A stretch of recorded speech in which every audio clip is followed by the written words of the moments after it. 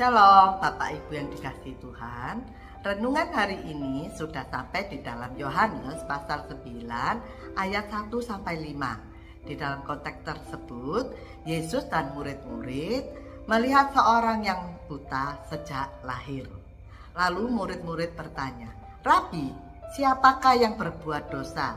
Dia sendiri atau orang tuanya sehingga ia dilahirkan buta?"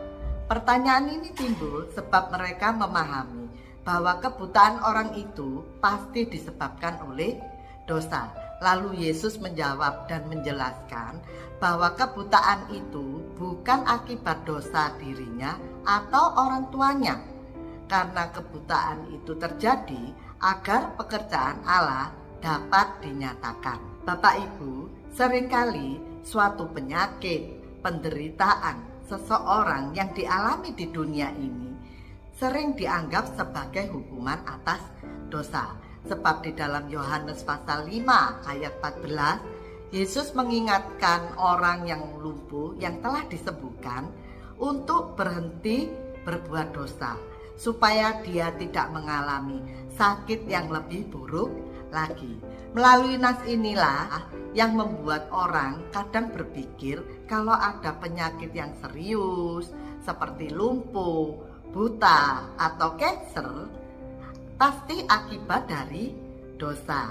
Namun melalui nas ini Yesus menjawab bahwa tidak semua sakit atau penderitaan karena hukuman dari Tuhan. Seperti orang yang lahir sudah buta, ini pasti bukan akibat dosa. Sebab bagaimana dia bisa berbuat dosa?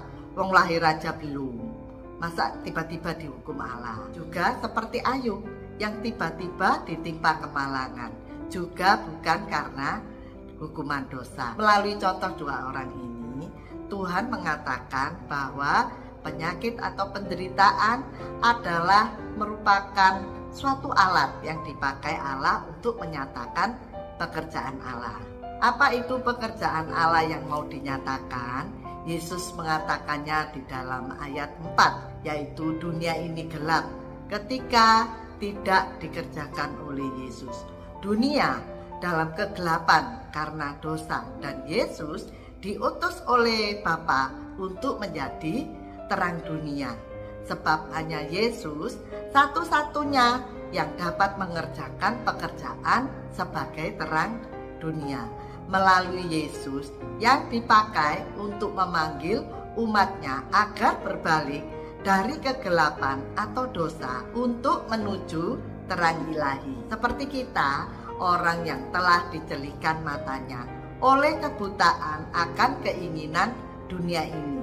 Kita ini seperti orang buta ketika tidak mengenal Allah. Bapak Ibu, melalui Tuhan Yesus, kita ini juga dipanggil untuk boleh menjadi terang dunia. Kita menjadi terang dunia bagi orang-orang yang hidup dalam kegelapan, agar mereka juga dapat hidup di dalam terang Allah.